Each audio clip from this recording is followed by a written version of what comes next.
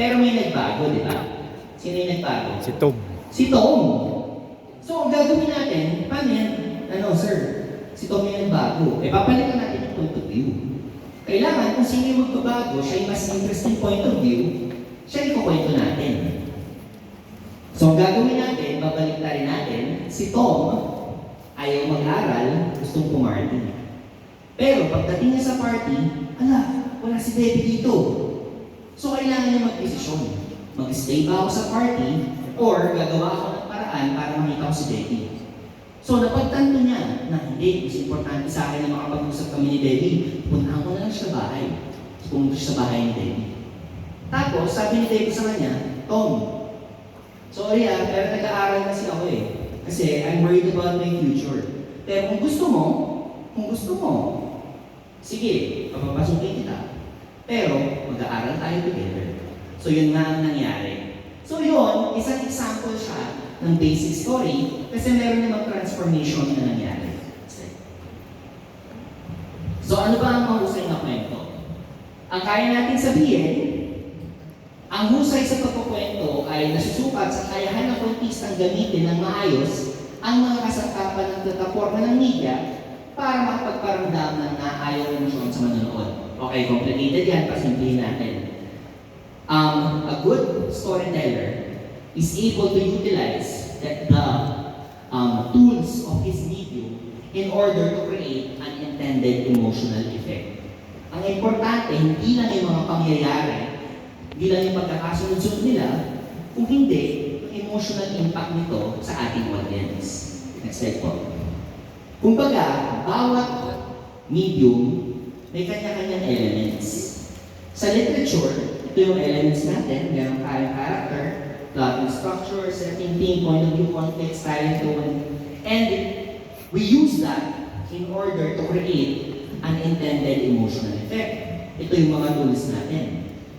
Ang play naman, may tools din. Plot, character, thought, diction, melody, and spectacle or visuals. These are the elements of drama, and these are the tools that we can use in order to create our intended emotional effect. Finally, in film, we have narrative, cinematography, sound, mise-en-scene, and editing. And these are all tools for our storytelling. So the storytelling becomes more complicated as we reach a more subjective medium of storytelling. Kasi yung literature, kaya nang explain sa reader mo kung ano yung nararamdaman exactly ng characters, kung ano yung iniisip nila, at kung anong klaseng pagbabago yung nangyari sa kanila based on their experience. In plays, kailangan ipakita yun ng artista. Okay? Kailangan magaling sila umarte. Kailangan from who they are in the beginning of the play, kailangan different na yung taong nakikilala nyo sa dulo ng dula. Lastly, sa cinema, iba't iba nga na yung paraan natin ng pagkukwento. Pero, ito yung key to subjective communication or subjective storytelling. Isipin natin yung style. By the way, ang style ay mga technique na ginagamit ng isang writer to create what we call the tone or the intended emotional effect. And as a guide, for those of you who are starting out, isipin natin ano yung gusto nating maramdaman ng audience tungkol doon sa subject natin. Kung ang subject natin tungkol sa pag-ibig, tapos yung tono natin malungkot.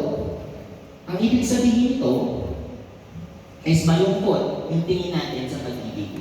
That's how a filmmaker or a storyteller communicates his message in a subjective way. He creates an intended emotional effect because that is the commentary he or she has about the subject matter. Ayun. So lastly, para doon sa mga nakapanood, na sorry konti lang kayo, yung ginawa namin sa last film namin is gumamit kami ng mga style kung saan makakapagpakita kami ng malungkot. Okay, nag-create kami ng medyo dark yung ilaw, medyo static yung camera, tapos yung pagbato ng linya ng mga actors, medyo may halong galit, resentment, bitterness. para yung tone, ito yung maramdaman ng audience. By the end of the film, they feel bitter, wala na ba talagang pag-asa, kasi yun yung pananaw namin sa karanasan. Kaya ito yung pwede natin gamitin formula or guide para makapag-communicate in a subjective way.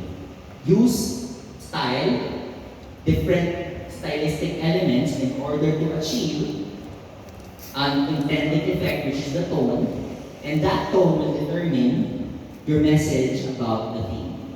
Ayun. So, yan ang basics ng ating storytelling. Ako ulit si Dustin Celestino and maraming salamat sa